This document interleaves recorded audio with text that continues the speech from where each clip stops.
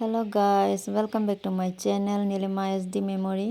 আশা কৰোঁ আপোনালোকে সকলো ভালে আছে আৰু বৰ্তমান ময়ো ভালে আছোঁ। আজি মই বনাব লৈছোঁ মাছ, কাটলা মাছ।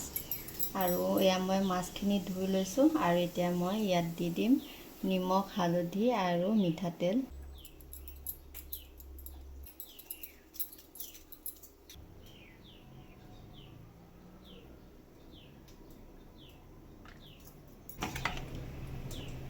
আৰু এতিয়া মই ধুনীয়াকৈ মাখি ল'ম। এয়া মোৰ মাখা হৈ গ'ল। আৰু এয়া মই মাছৰ কাৰণে আলু এনেকৈ দীঘল দীঘলকৈ কাটি লৈছোঁ। আৰু এফালে তেল গৰম হৈ গ'ল আৰু এতিয়া মই দি দিম ইয়াত আলু। ঢাকন লগাই দিছোঁ। আৰু এইটো চব মোৰ মাছৰ কাৰণে আলু ভাজা হৈ গ'ল। আৰু একেখন কেৰাহী একেটা তেলতে মই মাছখিনি ফ্ৰাই কৰি ল'ম। আৰু এয়া মোৰ মাছ ফ্ৰাই ৰেডি হৈ গ'ল। আৰু এইফালে মই মাছৰ কাৰণে বিলাহী এটা কাটি লৈছোঁ এনেকৈ আৰু গুটিবোৰ পেলাই দিলোঁ। আৰু এফালে মই গুড়া মছলা লৈছোঁ, জিৰা পাউডাৰ, ৰেড চিলি পাউডাৰ, হালধি, নিমখ আৰু অকণমান চেনি। আৰু এতিয়া মই ইয়াত পানী মিলাই ধুনীয়াকৈ মিক্স কৰি ল'ম। আৰু এয়া মোৰ মছলা ৰেডি হৈ গ'ল।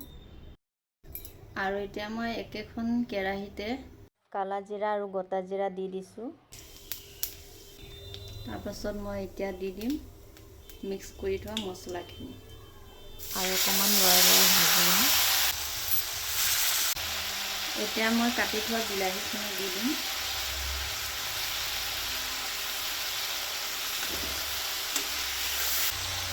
আৰু এতিয়া মই ভাজি থোৱা আলুখিনি দি দিম। এতিয়া অকণমান লৰাই লৈছোঁ আৰু এতিয়া মই ঢাকন লগাই লগাই অলপ দেৰি ভাজি ল'ম।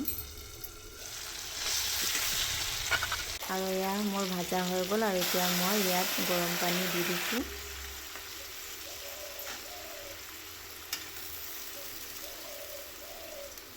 আৰু এতিয়া মই ভাজি থোৱা মাছখিনি দি দিম।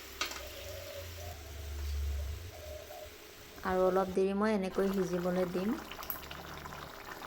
আৰু এয়া আলুৰ সৈতে মোৰ মাছৰ জোলৰ তৰকাৰী ৰেডি হৈ গ'ল। আৰু আজিৰ ভিডিঅ'টো যদি ভাল লাগিছে তেনেহ'লে লাইক এটা কৰি দিব আৰু কমেণ্ট এটা কৰি দিব। আৰু কোনোবা নতুন সদস্য যদি মোৰ ভিডিঅ'টো চাই আছে তেনেহ'লে মোৰ চেনেলটো ছাবস্ক্ৰাইব কৰি ল'ব আৰু বেল আইকনটো অল কৰি ল'ব।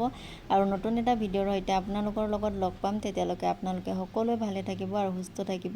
আজিলৈ আহিছোঁ, বাই বাই। আৰু এয়া আজি মোৰ দুপৰীয়া থালি ৰেডি হৈ গ'ল।